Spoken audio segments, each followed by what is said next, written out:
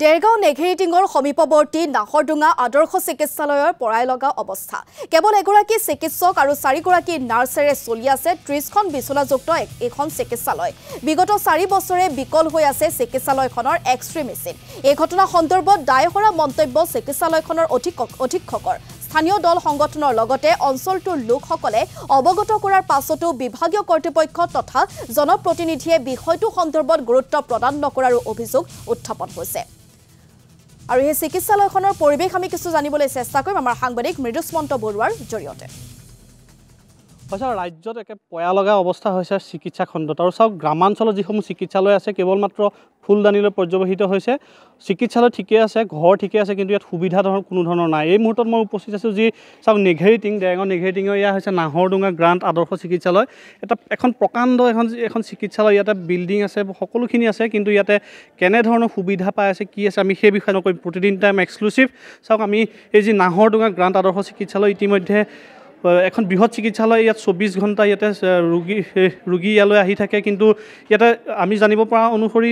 চিকিৎসক নাই পৰ্যাপ্ত নাৰ্ছ নাই পৰ্যাপ্ত কিন্তু বিভাগসমূহ আছে কিন্তু ফুলদানিলৈ পৰ্যবেক্ষিত হৈছে আমি কথা পাতিবলৈ যত্ন কৰিম ইয়াতে আমি উপস্থিত হৈছোঁ চাওক এইখন হৈছে নাহৰডুঙা আদৰ্শ যি গ্ৰান্ট চিকিৎসালয় আমি চিকিৎসালয়ৰ পৰিৱেশটো প্ৰতিদিন টাইমৰ দৰ্শকসকলক দেখুৱাইছোঁ আমি সমান্তৰালভাৱে কথা হ'বলৈ যত্ন কৰিম আমি পোনে প্ৰথমে অধীক্ষকগৰাকীৰ সৈতে জানিবলৈ যত্ন কৰিম ছাৰ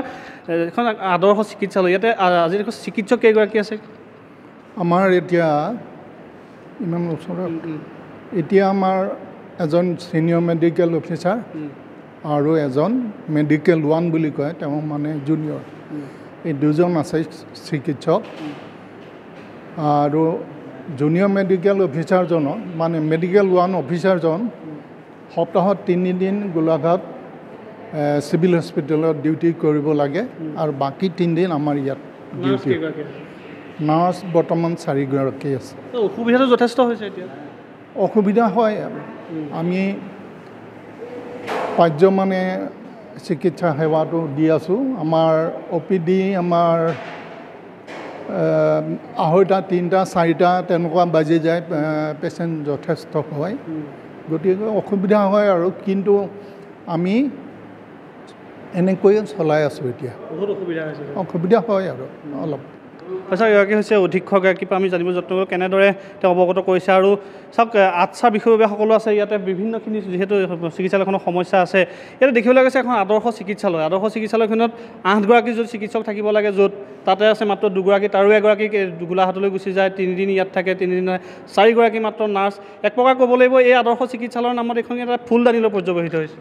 নিশ্চিতভাৱে আমি যোৱা 4 জানুৱাৰী তাৰিখে ইয়াতে অসমৰ স্বাস্থ্যমন্ত্ৰী কেশৱ মহন্ত ডাঙৰীয়া আহিছিল আৰু আমাৰ আহ্বানৰ প্ৰতি তেখেত ইয়াত ভিজিট দিছিল আৰু সেই মৰ্মে তেতিয়াই আমি অসম চাহ জনজাতি ছাত্ৰ সন্থাই অসমৰ স্বাস্থ্যমন্ত্ৰী মহোদয়ক অৱগত কৰিছিলোঁ যে এখন আদৰ্শ চিকিৎসালয় নেঘেৰিটিং চাহ বাগিচাত প্ৰায় 40-50খন গাঁও সামগ্ৰিকভাৱে আছে আৰু সেই 40-50খন গাঁৱৰ যিসকল ইয়াত লোক ইয়াত চিকিৎসা গ্ৰহণ কৰে গতিকে তেনেস্থলত 8জন ডক্টৰ বা যিখিনি টেষ্টিঙৰ ক্ষেত্ৰত এক্স-ৰে হওক বা ব্লাড টেষ্টৰ যিখিনি আছে সেইখিনি সম্পূৰ্ণৰূপে ইয়াত এটা